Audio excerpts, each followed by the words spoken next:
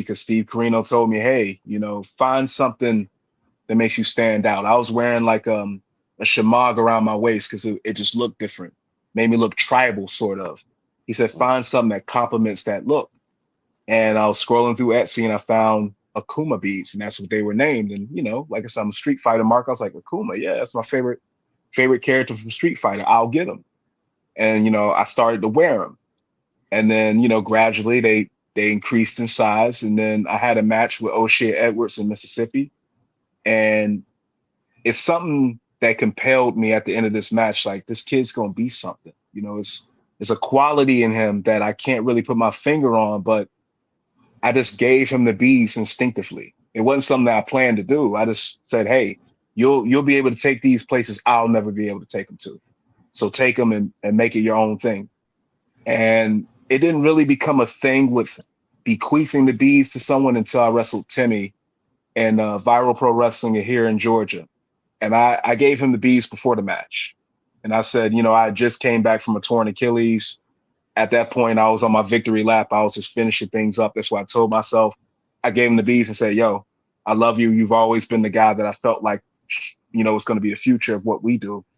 And he just kind of stood there, and I let him have his moment. And I didn't know at the time why that meant so much to him. And there's a picture that I'm have to find where at the end of the match, I put the beads on his neck again, and there was an eruption of emotion from him.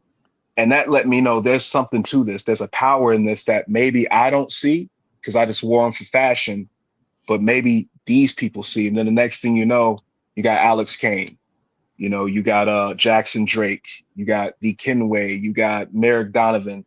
It takes on a life of its own to where I got guys like Robert Martyr, who's in Japan right now, saying, what do I have to do to get those bees? I got young kids from WWA 4 down here in Georgia saying, hey, when can I wrestle you for these? And I'm just kind of like, it's taking on a life of its own. So the fact that I was able to kind of do something haphazardly and it created a culture. Over Femi and NXT, you can't tell me brother ain't see me rocking these or O'Shea or Timmy and say, that's dope. I'm gonna try to do that too. It's taking on you. We even got imposters, guys that I've never met before. O'Shea will send in the group chat, do you know this guy? And I'm like, I have no idea who that is. It's people wearing beads, and I don't care. I think it's dope. So I created a movement. And to me, that's the coolest thing ever. And it's a group of guys that Alex Kane is the highest rated independent wrestler in the world. He was the MLW world champion.